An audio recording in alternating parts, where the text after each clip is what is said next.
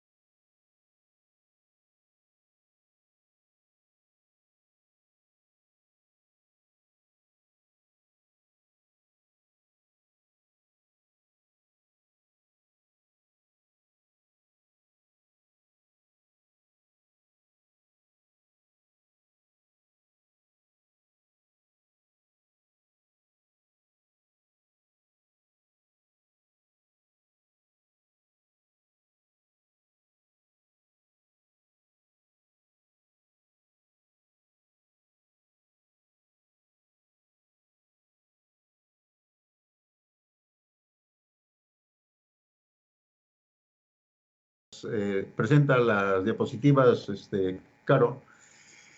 Entonces, lo que hay que hacer es lo siguiente. Las principales causas por las cuales se declara un procedimiento nulo tienen fundamentalmente su causa en los actos preparatorios, ¿no? Y a ello hay que hacer referencia. Y eso es responsabilidad de la propia entidad, ¿no? ¿Por qué? Porque es en los actos preparatorios donde la entidad debe preparar adecuadamente dos documentos de suma importancia. ¿Cuáles son esos documentos de suma importancia que tienen que preparar con sumo cuidado? El expediente de contratación y los documentos del procedimiento de selección, es decir, las bases, ¿no? Como todos sabemos, el expediente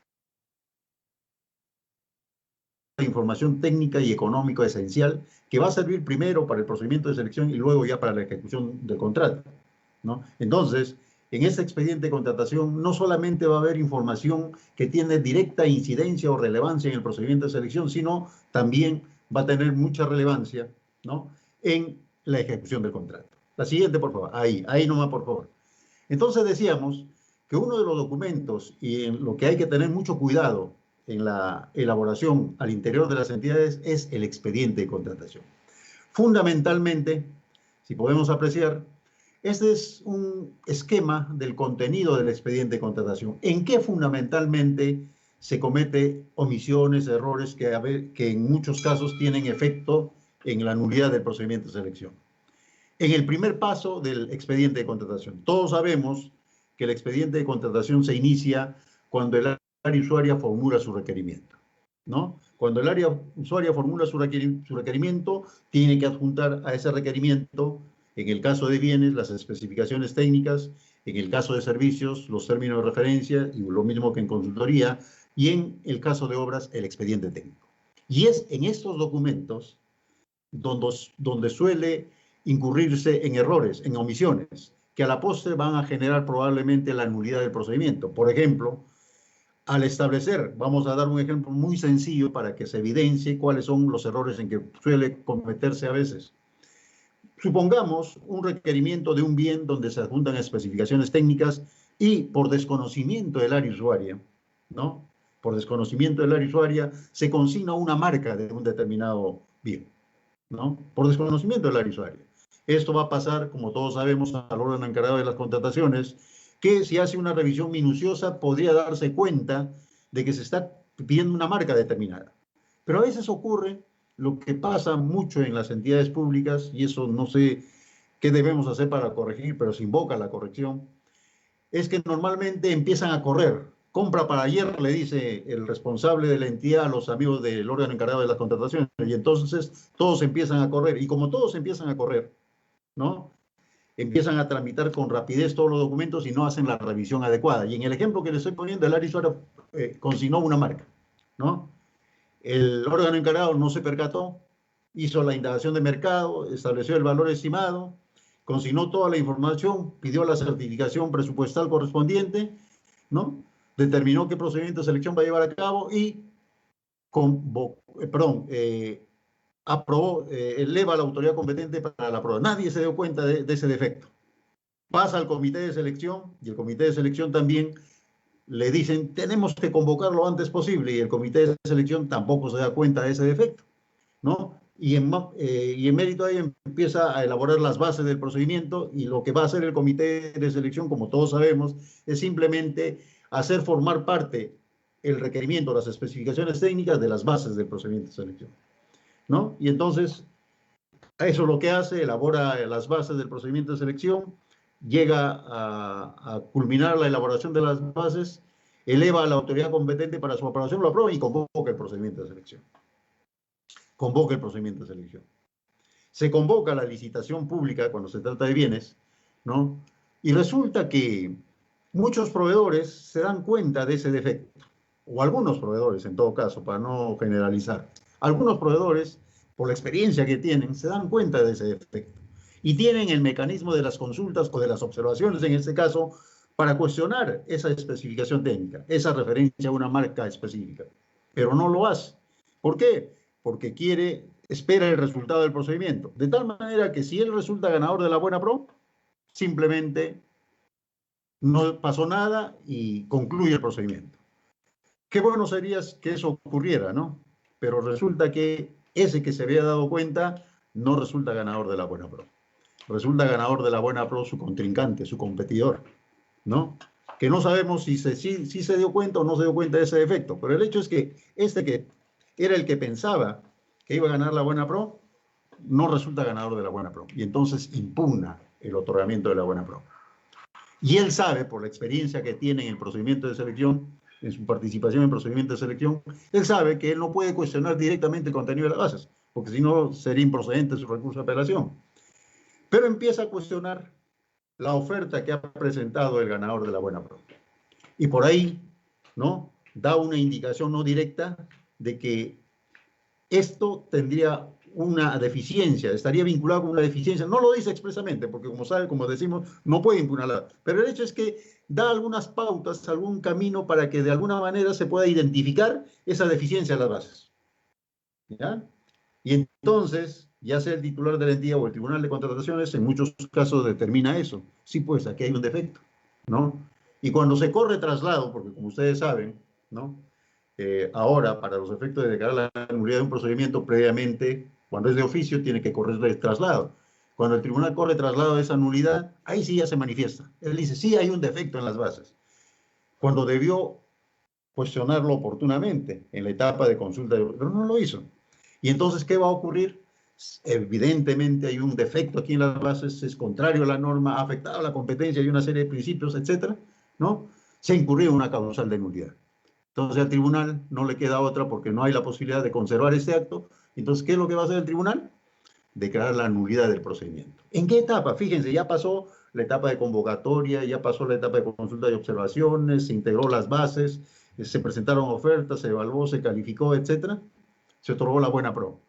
Y una vez que hay el resultado, recién vía recurso impugnativo, se detecta una deficiencia en las bases, que tiene de alguna manera relación con la materia objeto del recurso impugnativo.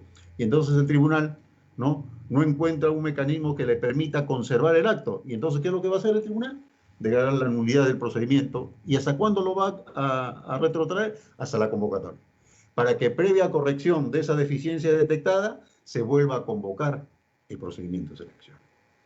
Y aquí hemos detectado que el vicio nace ya desde el primer paso del procedimiento de selección. ¿Cuándo? Cuando se inicia la elaboración del expediente de contratación. Como ustedes ven. Entonces, ¿cómo hacer para evitar ello?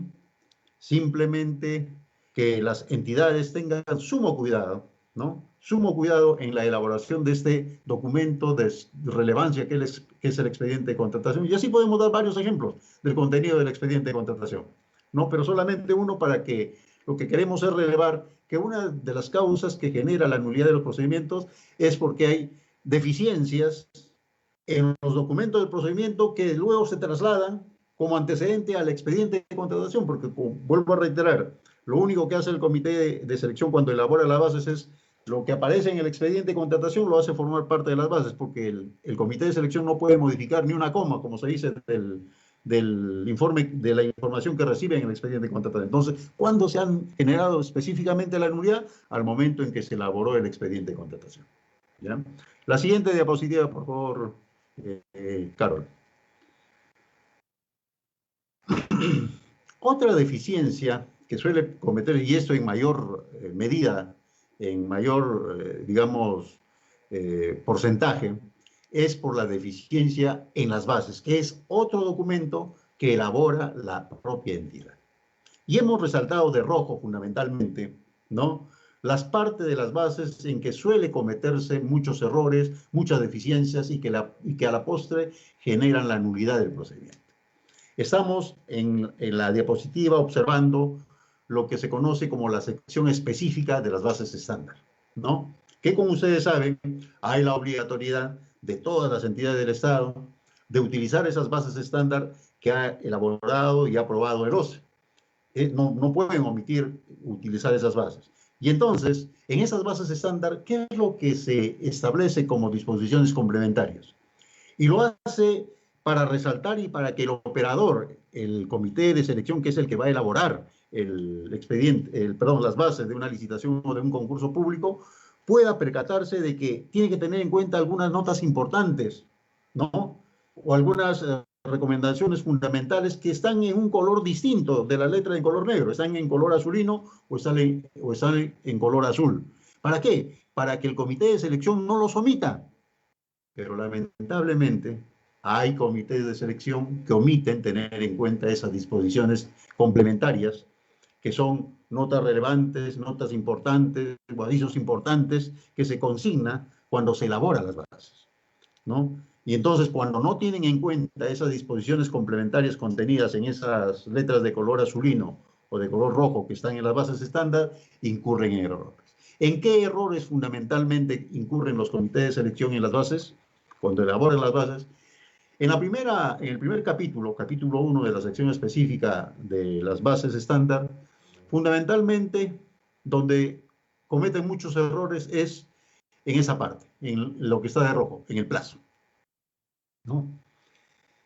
Omiten señalar con precisión el plazo que está contenido ya sea en el expediente, en las especificaciones técnicas, ya sea en los términos de referencia, ¿no? Y en algunos casos inclusive, no solo no son precisos, sino que en algunos casos le cambian el sentido del plazo que está previsto en las especificaciones técnicas o en los términos de referencia. Vamos a poner un ejemplo. Como ustedes saben, en las bases, en esa parte hay una nota cuando se trata de las bases estándar de licitación pública para adquisición de bienes, hace una precisión, una nota importante que muchos comités o algunos comités no toman en cuenta. Dice que en este plazo debe considerarse cuando la contratación, la adquisición de bienes es llave en mano, es decir, está sujeto a la modalidad llave en mano, que incorpora no solamente la adquisición del bien, sino la instalación y puesta en funcionamiento. Entonces, lo que dice la nota importante, o sea, el que se señala en este numeral del capítulo primero de la sección específica, este plazo debe incluir no solo el plazo de entrega del bien, sino de la instalación y puesta en funcionamiento. Así de claro. Pero algunos comités de selección no lo consideran. No lo consideran. No obstante que en las especificaciones técnicas le dicen plazo de entrega, por dar un ejemplo, 30 días. Plazo de instalación y puesta en funcionamiento, 10. En total son 40 días. Pero solamente ocurre que en ese plazo consideran los 30 primeros días que es para el plazo de entrega. Una deficiencia frecuente que se presenta en ese tipo de procedimientos sujetos a la modalidad llave en mano. Entonces, hay que tener mucho cuidado para evitar que eso ocurra.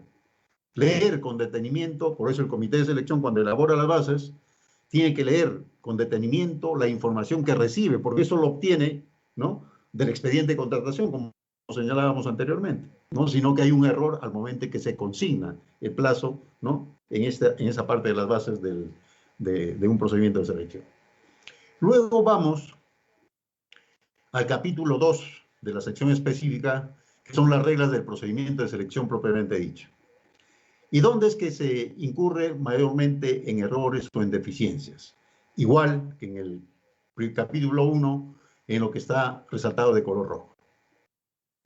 Gran deficiencia referido al contenido de las ofertas.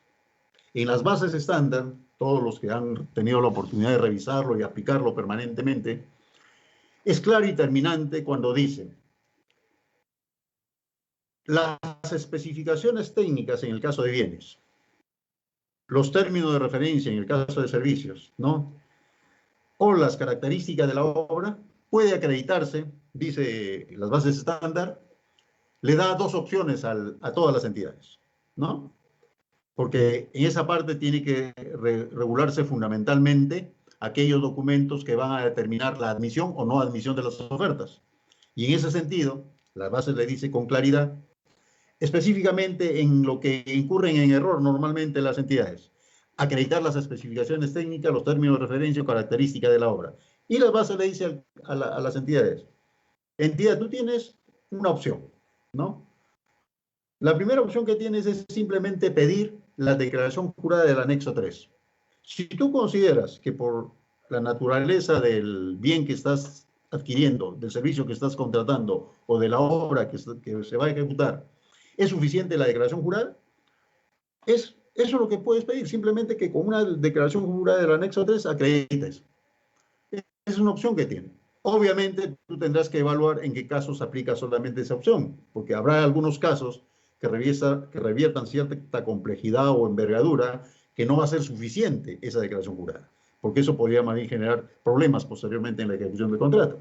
Pero esa es la opción que le da las bases estándar y el reglamento de la ley de contratación, ¿no? Tú para acreditar especificaciones técnicas, términos de referencia, solamente puedes pedir, ¿no?, la declaración jurada del anexo 3. Pero si, por ejemplo, se trata de otros bienes, ¿no?, que sí requieran otra documentación, también te dice, adicionalmente al anexo 3, tú puedes pedir, para el caso de bienes, de servicios, fundamentalmente, puedes pedir otra información, otros documentos técnicos, como catálogos, brochures, fichas técnicas, etcétera, ¿no? Pero te pone una condición adicional. Si tú pides ese documento adicional a la declaración del anexo 3, tú tienes que indicar con esos documentos qué características de esos bienes o de esos servicios se van a acreditar. Vamos a poner un ejemplo. Supongamos que sea objeto de adquisición computadoras, ¿no? Un objeto de una licitación pública, la adquisición de computadoras. De todas las características de las computadoras, que pueda tener 50 características, a la entidad le va a interesar que mínimo de esas 50 le acrediten 20 características. ¿Qué es lo que dicen las bases estándar al respecto? Esas 20 características que tú sí consideras importante, que aparte de la declaración jurada se acredite con documentos, tú tienes que indicarlo. Estas son las características, estas son las condiciones que tiene que acreditarse con ese catálogo, con esa ficha técnica, con ese brochure o con ese otro documento técnico.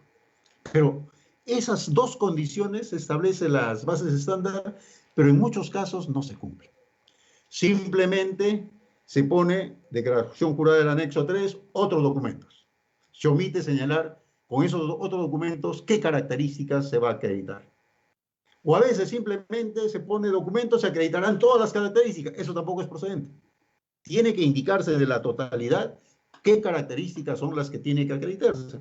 Y entonces cuando se incurre en esa omisión, se incurre en una causal de nulidad. ¿Por qué? Porque entonces va a ocurrir lo siguiente.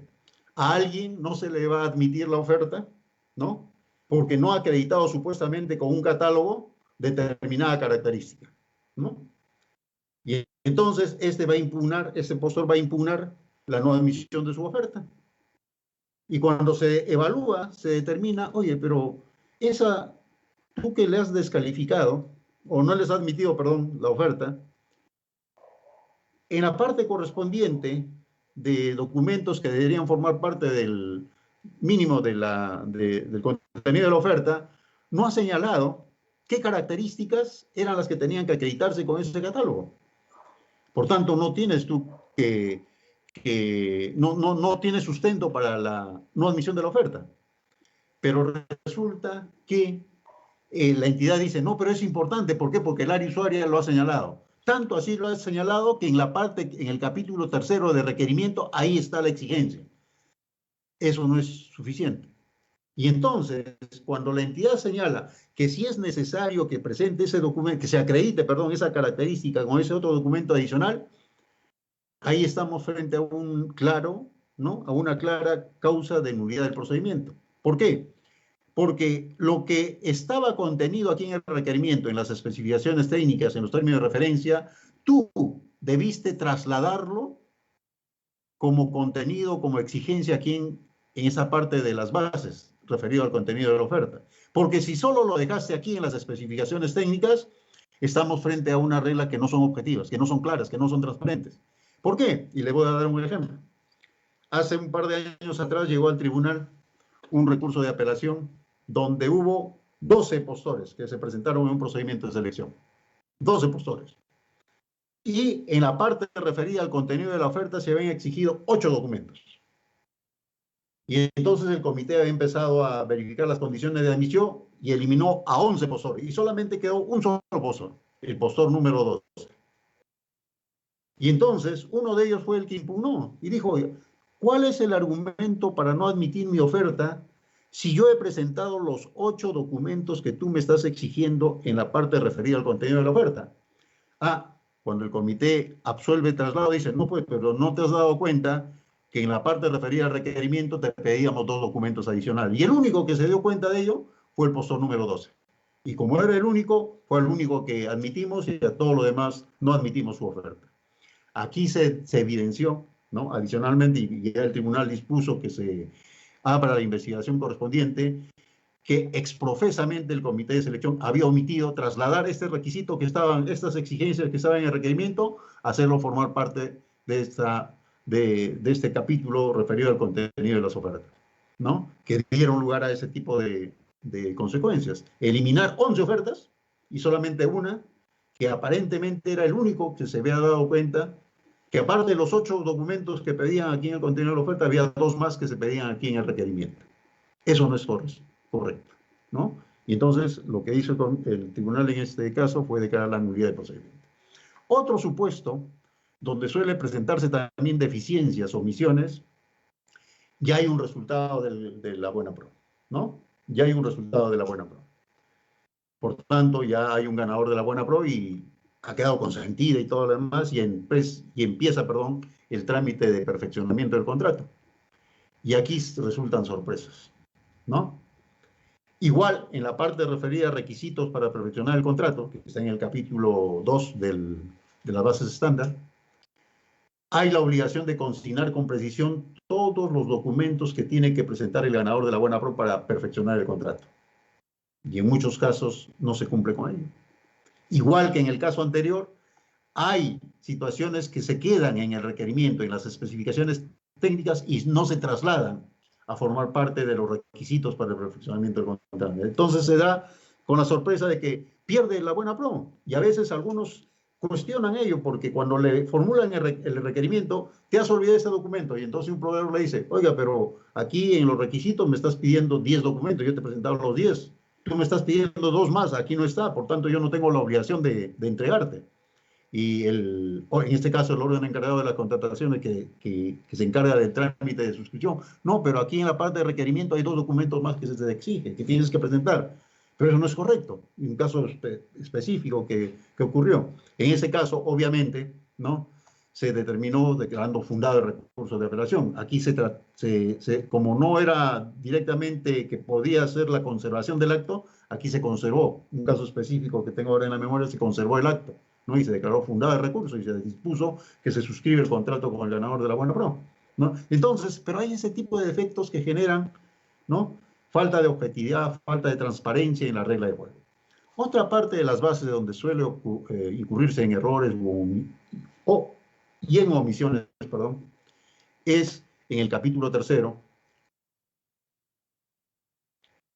referido específicamente a los requisitos de calificación. Tal como todos sabemos, el requisito de calificación también ya forma parte del expediente de contratación, porque el responsable ahora de determinar los requisitos de calificación es el área usuaria, ¿no? Pero aún así, cuando se traslada y lo hace formar parte de las bases, se incurren en algunos errores, ¿no? ¿Qué errores fundamentalmente? No se señala con precisión, a pesar que las bases estándar ya lo enumeran, qué requisitos son los que van a ser objeto de calificación. O habiéndose señalado los requisitos, no se respeta los criterios que están establecidos en las bases estándar. Ejemplo, hemos visto en el tribunal, uno de los requisitos de calificación, como todos sabemos, es la experiencia del postor, ¿no? Y la experiencia del postor ahora en la especialidad, así es como se denomina, y eso ya viene de muchos años atrás, que hay 2 únicas formas, y eso ha sido recogido expresamente en las bases estándar. Hay 2 únicas formas de acreditar la experiencia, ¿no? Aquí estamos hablando de los documentos sustentatorios. Hay 2 únicas formas de acreditar la experiencia. ¿Cuáles son esas 2 formas?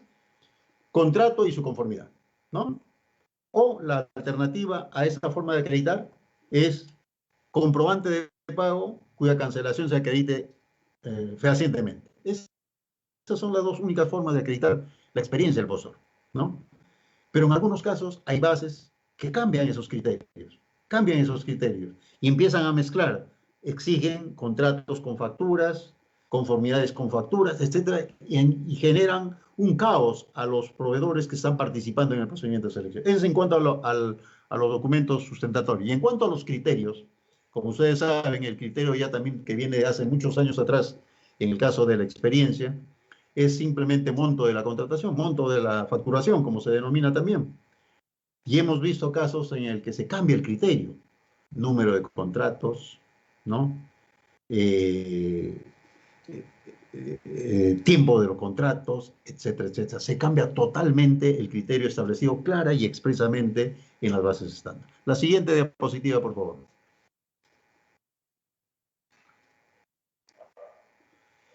Y la otra parte, donde también se incurren defectos en las bases, es ya en el capítulo 4, que está referido a los factores de evaluación, ¿no? Al igual que en el caso de requisito de calificación, no se consideran o no se sujetan estrictamente a los factores que ha previsto las bases estándar, no respetan la metodología de aplicación de asignación de puntaje. Por ejemplo, vamos a poner un ejemplo, ¿no? El factor plazo de entrega es un factor de evaluación, ¿no? Que es de carácter facultativo, obviamente, pero la norma es un factor de evaluación.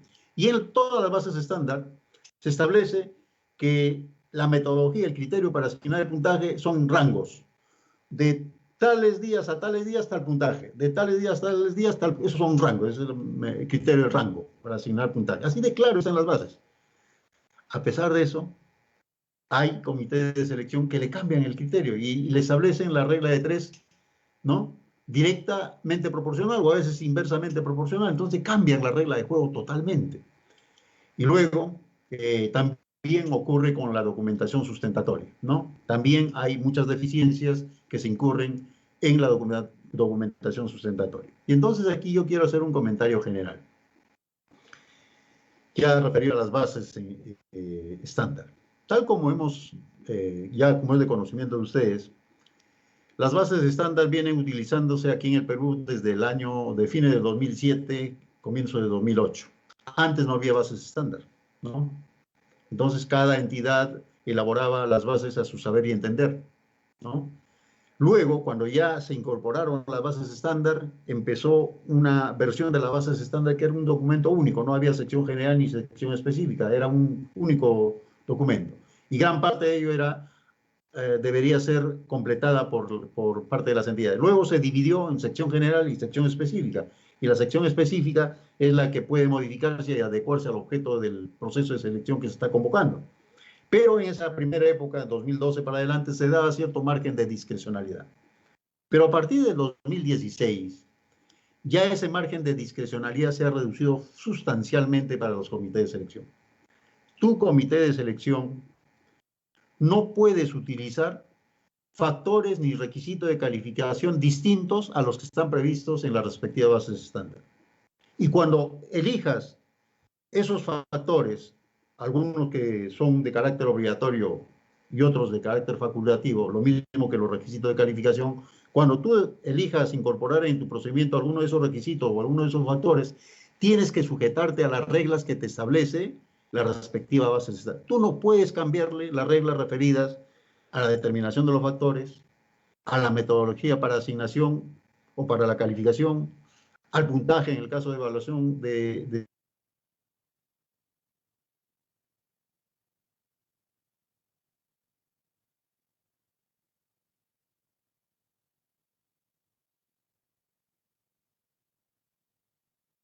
en las bases estándar. La siguiente, por favor.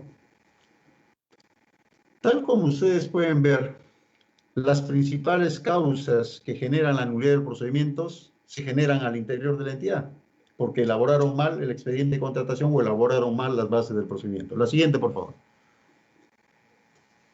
En el procedimiento de selección, específicamente en la licitación y concurso público, este es el esquema de un procedimiento de selección, ¿no?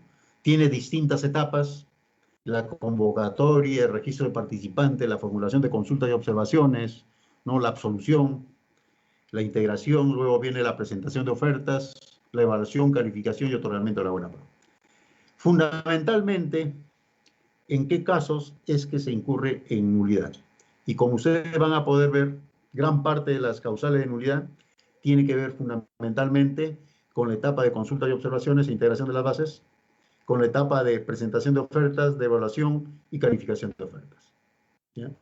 En el caso de formulación de consultas y observaciones, y específicamente en la absolución, es que se incurren en muchas deficiencias. Por eso es que en la normativa, dado que con frecuencia se incurría en defectos, ¿no? Cuando se absorbía el pliego, cuando se emitía el pliego absolutorio de consultas y observaciones por parte del comité de selección, y luego, cuando era una etapa distinta a la integración de las bases, había muchas deficiencias. El pliego absolutorio no conversaba con la integración de bases. Por eso es que se optó integrarlos a una sola etapa, la absolución del pliego absolutorio de consultas y observaciones e integración de bases, primera medida. Y segunda medida, se dio una disposición señalando que cuando haya discrepancia entre el pliego absolutorio y la integración y las bases integradas, va a primar lo que se haya dicho en el pliego absolutorio. Pero, ¿cuál es la causa de nulidad en que se incurre en esta etapa? Todos sabemos que la etapa de consultas y observaciones es una etapa de suma relevancia en el procedimiento de selección, porque es la oportunidad que tiene el procedimiento de selección en general de enderezar cualquier desviación que pueda tener. Y para tal efecto se ha establecido el mecanismo de las consultas y el mecanismo de las observaciones. Las consultas tienen por objeto pedir que se aclare la regla de juego, ¿no? Que no dé lugar a distinta interpretación por parte de los participantes en el procedimiento, que el proveedor participante A entiende en un sentido, el proveedor participante B en otro sentido y el proveedor participante C en otro sentido. Esa no es la idea. Si hay una regla de esa naturaleza que dé lugar a distinta interpretación, va a generar problemas a la postre. Entonces, la oportunidad en la que debe pedirse la aclaración correspondiente es en esta etapa, en la etapa de consultas y observaciones. Por tanto, las consultas tienen por objeto velar por la claridad de la regla de juego. En cambio, las observaciones que ahora se presentan en forma simultánea, antes tenía cada una su etapa, pero ahora es en forma simultánea, tienen otra finalidad. La finalidad de las observaciones fundamentalmente es velar por la legalidad de la regla de juego. Es decir, cuando las bases contienen alguna disposición que afecte en la competencia, cuando contengan alguna disposición contraria a la normativa de contratación pública o a lo que regula el objeto de la contratación, ¿no? El mecanismo a través del cual tiene que corregirse, esas son las observaciones de las bases. Por eso es que esta es una oportunidad importante. Y los que deben promover y utilizar adecuadamente esta etapa son justamente los proveedores. Los proveedores que son los que conocen mejor el rubro, ¿no?, vinculado con el objeto de la contratación, ¿no? Y por tanto tienen todos los mecanismos para pedir la aclaración, para pedir, cuestionar el contenido de las bases, etc. En muchos casos, a veces no lo hace, ¿no? En muchos casos, como en el ejemplo que les di al principio, un proveedor se dio cuenta de la deficiencia, pero se quedó calladito, como ocurre en muchas, es muy frecuente ello, lamentablemente. Y el proveedor no colabora con la entidad pública, ¿no? Porque podía haber sido en esta etapa y no esperar al resultado del proceso de selección, del procedimiento de selección, perdón, para recién, ¿no?, hacer referencia a esa deficiencia. Porque esta es la etapa de consulta y observación. Muy bien, entonces, cuando se formula consulta de observaciones, el comité de selección que conduce la licitación o el concurso público tiene la obligación de absolver con el sustento adecuado cada una de esas consultas, cada una de esas observaciones. Lamentablemente, a pesar de que ahora se ha aprobado todo un formato donde le indica una serie de requisitos que debe cumplir, hay casos en los que no se cumple, ¿no? Y es lo que se denomina la falta de motivación. ¿Ya? La falta de motivación.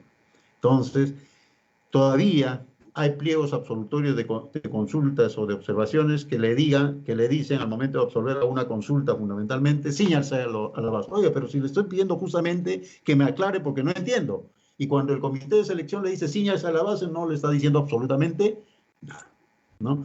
Esa es, por ejemplo, una deficiencia en que se incurre. Y si eso ha tenido vinculación con lo que a la postre se presenta un recurso de apelación con el objeto materia de la controversia, lo más probable es que se va a retrotraer el proceso para que el comité de selección cumpla con absolver adecuadamente esa consulta o esa observación, porque no lo ha hecho con el sustento adecuado. Primera deficiencia. Luego, en el procedimiento de selección, y eso tiene que ver con lo que ya hemos visto anteriormente, las deficiencias que se generan en los actos preparatorios, específicamente en las bases. Otras etapas donde suele presentarse con frecuencia causales de nulidad es en la presentación de ofertas, cuando se verifican las condiciones de admisión de la oferta, es en la evaluación de la oferta cuando se asigna puntaje a las propuestas o cuando se determina la calificación o descalificación de las ofertas. ¿Cuál es la principal causa de la nulidad aquí? No el defecto, porque cuando el defecto se da en las bases ya hemos dicho que la causal va a ser retrotraer el proceso hasta la convocatoria del procedimiento de selección. Fundamentalmente, la principal causa que se da en esos casos, puedes pasar por favor, Carol, a las siguientes diapositivas. Esto que está aquí graficado, ¿no? En esa diapositiva. En la siguiente simplemente es un detalle de cada una de estas etapas. ¿Puedes pasar a la última diapositiva, Carol, por favor? ¿Por qué? ¿Cuál es? Ahí está, la última, ahí. Ya hemos hecho referencia al pliego absolutorio de consultas y observaciones de integración con deficiencias, ¿no? Ya hemos señalado que fundamentalmente en el pliego absolutorio no hay la motivación adecuada, ¿no? Y en la integración con deficiencias, a veces se establece una modificación que ni siquiera ha sido objeto de consulta o de observaciones, sino que de oficio el comité de selección, erróneamente, ¿no? Procede a una modificación. Esa es una de las principales deficiencias que se dan en la integración de las bases. Pero en el caso específico de la verificación de las condiciones de admisión, de la evaluación y calificación, la principal causa de nulidad es la falta de motivación. La principal causa de nulidad es la falta de motivación. El reglamento de la ley de contrataciones señala con precisión que el comité de selección tiene la obligación de publicar en el SEACE el acta correspondiente, ¿no? Con el sustento, los motivos por los cuales decidió no admitir una oferta, decidió asignar un determinado puntaje o decidió descalificar la oferta. Hay casos en los que eso no se cumple, ¿ya? Primero, supuesto, condiciones de admisión, ¿no? No acredita las especificaciones técnicas. ¿Qué especificación técnica? No lo dice.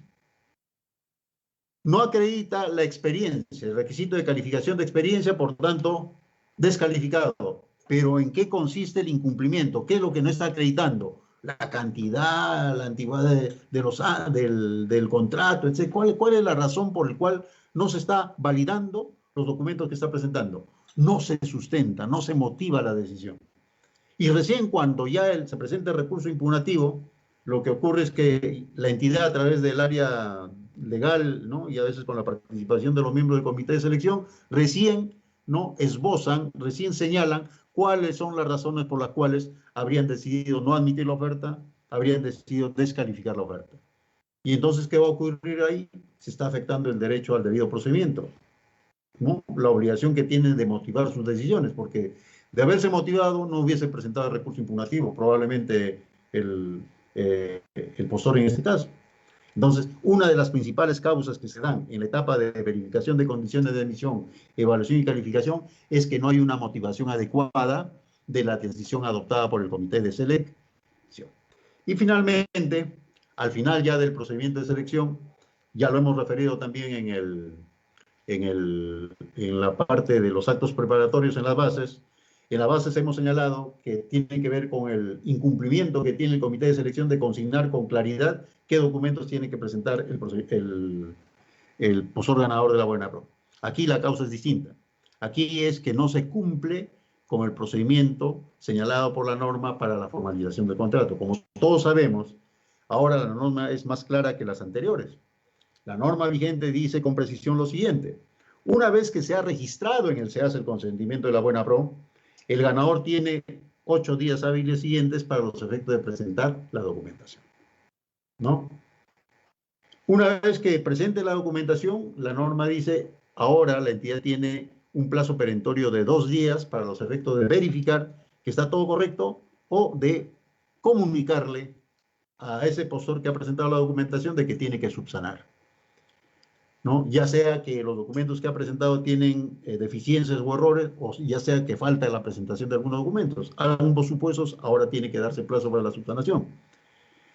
En muchos casos no se cumple con ese procedimiento, ¿no? Simplemente no se cumple con el plazo de 2 días, se hace extemporáneamente, no se notifica adecuadamente como se establecido en las reglas de las bases del procedimiento de selección, etc. Entonces, por eso es que se incurre una serie de deficiencias, ¿no? En el procedimiento de formalización del contrato.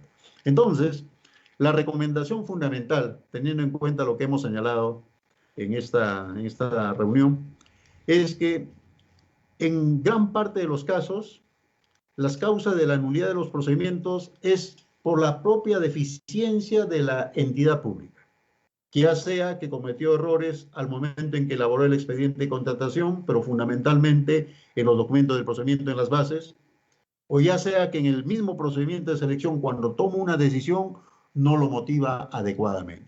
Esas son las principales causas. Entonces, ¿cuál es la recomendación? Tener mucho cuidado en la elaboración de estos documentos, expediente de contratación, bases del procedimiento, y consignar, darse el trabajito, esa es la recomendación que se le da a los miembros del comité de selección, darse el trabajito de consignar con la mayor precisión, con la palabra más simple, no tienen que lucubrar jurídicamente, no, simplemente decir, este postor no cumple con la experiencia. ¿Por qué? Porque el contrato presentado, el contrato número tal presentado, se refiere a tal objeto contractual que no es similar al que es materia del proceso de selección. Así de claro, ¿ya? Por tanto, de tal manera que el postor pueda saber por qué se le está descalificando y probablemente, ¿no? Con esa claridad con que debe darse la motivación de las decisiones del comité de selección, vamos a ir reduciendo las impugnaciones. Las impugnaciones, vuelvo a reiterar, ya por el solo hecho de presentarlas, afectan la oportunidad. Y si a ello le agregamos que en casi el 25% de recursos de apelación van a dar lugar a que se declare la nulidad de oficio, eso afecta aún más la oportunidad de la contratación. Eso es lo que yo podía expresarle en esta reunión para su consideración. Muchas gracias.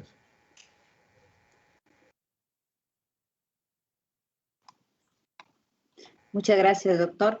Bien, hemos querido dar estas pequeñas precisiones a través de la disertación del doctor Héctor Inga Huamán para saber cómo evitar esas nulidades en una licitación o en un concurso público durante la fase de selección.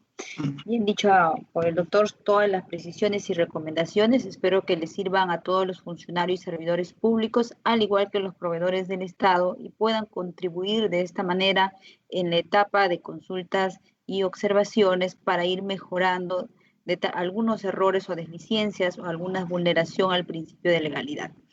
Bien, antes de dar por terminado, doctor, le doy pase para que nos dé sus palabras finales a Sí, esta jornada académica. gracias, Leili. Nuevamente agradecer la invitación que me ha formulado y solamente recomendar dos cosas. Uno, a los funcionarios y servidores que trabajan para las entidades públicas y que participan en los procedimientos de selección. Hay que tener mucho cuidado, mucha seriedad, mucha responsabilidad en preparar la documentación que tiene que ver con el procedimiento de selección.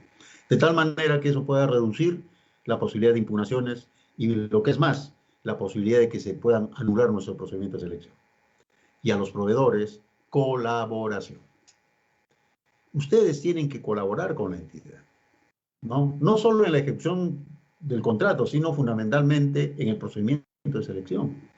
Y el mecanismo que tienen, vuelvo a reiterar, y no lo malutilicen, como a veces suele ocurrir más bien, es la etapa de consulta y observaciones, ¿no? ¿A qué me refiero que no lo malutilicen? No pretendan que a través de las consultas y observaciones se modifique la regla de juego para favorecer a sus intereses, ¿no? Hagan, eso no es colaborar, es ponerle trampas al procedimiento, aumentar los problemas al procedimiento de selección, ¿no? Entonces, ustedes, proveedores, tienen que ser los principales colaboradores de las entidades para que la entidad, porque no nos olvidemos que la contratación pública es finalidad pública pura y estamos siendo testigos de lo que está ocurriendo ahora para enfrentar esa pandemia. Todos son contrataciones públicas, ¿no? La adquisición de esos dispositivos para la detección de quiénes estamos o no estamos con el COVID. La contratación ahora de las vacunas para la mayor parte de la población pueda sentirse más tranquila. Todo tiene que ver con contratación pública, ¿no? Y por eso la importancia y de ustedes, proveedores, que colaboren permanentemente con las entidades del Estado. Muchas gracias. Bien, muchas gracias, doctor. Bien, como ya nos dijo el doctor, a poner en práctica las recomendaciones dadas, ya que lo está hablando un profesional con una vasta experiencia y compromiso con el sector público. por todo este tiempo que colabora y contribuye desde el Tribunal de Contrataciones del Estado. Bien, doctor, muchísimas gracias. Como siempre, es para nosotros siempre un gusto tenerlo a usted y también muchísimas gracias por la predisposición y por su tiempo para contribuir difundiendo el proceso de mejora en las contrataciones del Estado. A las personas que nos siguen, muchísimas gracias. A David, a ver, déjenme ver por acá, a Miguel, a Javier, entre otras personas que nos siguen. No se preocupen, hemos revisado, nos están pidiendo las diapositivas del doctor, se los vamos a compartir terminando esta jornada académica para que ustedes puedan tener acceso y puedan revisarlo con tranquilidad. Cualquier duda o sugerencia, no duden en realizarlo a través de nuestras redes sociales. Muchísimas gracias, cuídense todos y seguimos adelante cuidándonos cada uno bajo esta situación en la cual nos encontramos. Nos vemos en la próxima conferencia. Buenas noches.